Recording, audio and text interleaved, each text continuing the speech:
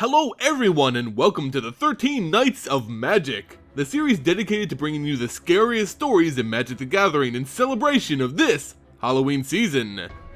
In today's video, let's examine a character who by all accounts is one of the most evil to ever plague the plane of Dominaria. But it isn't just his actions or status as a Phyrexian avant-garde that makes his tale particularly frightening.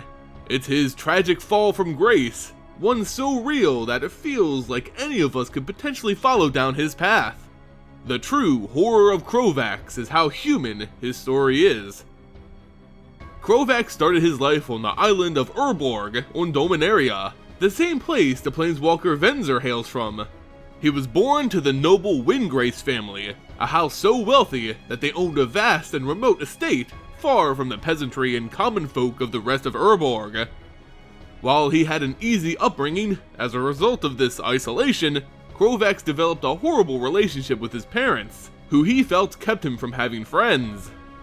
His only companion growing up was an angel named Selenia, who was bound by an artifact and tasked with protecting him and the rest of the Windgrace family.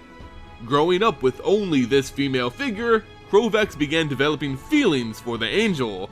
Since Selenia was a bound angel, she was never able to return his affections, but that never stopped Crovax from loving her. The day-to-day monotony of his noble lifestyle bored a young Crovax to no end, so when he saw a chance to leave his estate behind and explore the wide world of Dominaria, he jumped at the opportunity. Sisse came seeking crew members for the Weatherlight, a giant floating ship which was built as the main weapon against the developing Phyrexian threat. Crovax was welcomed aboard and found a purpose as a warrior. He may have lived a privileged life, but he was still large and strong for his age. Upon leaving his home on Urborg, Crovax took with him the artifact to which Selenia was bound. He may have hated his home and family, but he wasn't about to leave behind the object of his affection. While on the Weatherlight, Crovax struggled to adjust to life with other people. He lacked social skills, which made him appear unapathetic and reclusive, leading to suspicions that he was untrustworthy. Yet his skills and prowess as a warrior proved that he was a worthy crew member, allowing him to stay on the ship for several years as the crew searched for the legacy artifacts. On these missions, the shy Crovax managed to open himself up enough to make a couple of friends. One was an elf named Rath, and the other was a young and upcoming Jared Capuchin.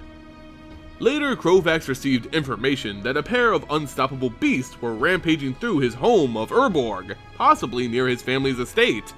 He managed to convince the crew of the Weatherlight to aid him in repelling the monsters. When they arrived, however, they discovered that the creatures were in fact the Phyrexian agents Morinfen and Gallowbraid. The devastation was unbelievable. These two Phyrexians managed to destroy the entire Windgrace estate and kill every member of the family, but left every other noble home untouched. The Weatherlight crew assaulted the two monsters, but the battle was far from easy. A number of crew members died in the attack, notably one of Crovax's closest friends, Rath, was among the casualties. With little options left, Crovax called upon his family's protector, the angel Selenia, who was able to finish off the Phyrexians. This day would be the turning point for Crovax. His home was in ruins, his entire family killed, and one of the few people he ever managed to call a friend was lost. In despair, Crovax blamed himself for these events. If he hadn't taken the artifact of Selenia, she would have been there to protect his house and family. He let the blood of those who died that day soak into his conscience. Crovax quit the Weatherlight in an attempt to rebuild his estate and family name. While on Urborg, Crovax slowly began his descent into madness. Most of his anger and frustration was targeted towards his angel, Selenia, who still couldn't share in his love. In a fit of rage, Crovax mistakenly believed that the artifact that bound the angel to his family was also preventing her ability to express love. He shattered the amulet and opened his arms, ready to finally embrace the love of his life. But once shattered, Selenia simply flew away without saying a word, leaving Crovax utterly alone. His days at home became just as dark and boring as they had been in his youth, but now he only had the corpses of his family as company. As you could imagine, this wasn't a good environment for fostering sound mental health. Crovax became more and more unstable, starting him down a path of self-destruction. But his isolation was again interrupted by the Weatherlight. Jared, his last remaining friend tied to the ship, came asking for help. The ship's captain, Sisse, had been captured by the Phyrexians, and they were on a mission to rescue her. Although growing mad, Crovax still looked to escape his fate and still harbored great hatred for the Phyrexians. He agreed to the mission. The Weatherlight plane shifted to the Phyrexian world of Rath, but was ambushed by the Predator, a skyship designed by the Phyrexians. Crovax was killing, something he's pretty good at, but was stopped dead in his tracks at the sight of an old love on the battlefield. The angel Selenia was leading an attack on the Weatherlight. Somehow, the angel was conscripted by the Phyrexians. Traumatized by this betrayal, Crovax broke down and retreated below deck. There he stayed, stewing in his own grief and anger, until he managed to pick himself up and return to the battle. By that time, the fighting had already finished, and the Weatherlight had lost. The Phyrexians took several crew members as hostages and made off with a number of legacy artifacts which were on board. Crovax, embittered by his love's betrayal, became obsessed with getting revenge. The Weatherlight turned on the offensive, leading a mission to the Phyrexian fortress, Stronghold. Upon arrival, Crovax spotted a shapeshifter, crudely taking the form of Selenia. The other crew members watched in horror as an enraged Crovax tore the being to pieces. Despite Jared's pleas for Crovax to return to the ship, fearing he could jeopardize the mission, they continued their descent into the Stronghold. In the dungeons of the Stronghold, Crovax finally encountered the once love of his life, Selenia. The angel attacked, trying to kill Crovax, which sent him into a blind rage. He swung wildly, leaving no opening for a counterattack. The battle dragged on, and Selenia eventually allowed herself to be struck, shattering her very being into several shards. As she broke like glass, the fragments of the angel pierced their way through Crovax's armor and burrowed deep into his skin. This was the curse Crovax had set upon himself the moment he shattered the amulet which bound Selenia to him. He was destined to kill that which he loved, and once he did, he became corrupted. The shard shattered Crovax's sanity and warped his physical body, changing him forever into a vampire. As he laid there unconscious, he was rescued by his fellow crew members and brought back to the Weatherlight. When Crovax came to, he was besieged by voices in his head, commanding thoughts which guided his actions. He got up and walked to the deck of the ship. There, he attempted to dismantle the sails of the Weatherlight in order to slow it down for the chasing Phyrexian predator. Crovax was stopped by a crew member and both tumbled from the ship. As the Weatherlight teleported from Rath back to Dominaria, the portal released a shockwave which tossed Crovax from a cliff. He fell, and he looked forward to the prospect of his demise. Unfortunately for him, Crovax didn't die and was recovered by the Phyrexians. He discovered that the voice in his head was in fact the voice of Yawgmoth, the supreme leader of the Phyrexians. It was revealed that Crovax's new fate was to rule over Rath as Phyrexia's new Avankar. He went through something known as the completion process, a transformation of a human body to that of a Phyrexian one. He gained enhanced strength, magical abilities, endurance, glistening oil blood, and was taught how to transfer the life force of others as a vampire. But he ultimately lost his conscience. The person Crovax had been before this process, good and bad, no longer existed. He was now fully Phyrexian. Although he was destined to take the throne of Rath, he still had to prove his worth to his masters. Despite leading a failed campaign against rebels on Rath, his pure strength, power, and savagery was enough to win him the throne.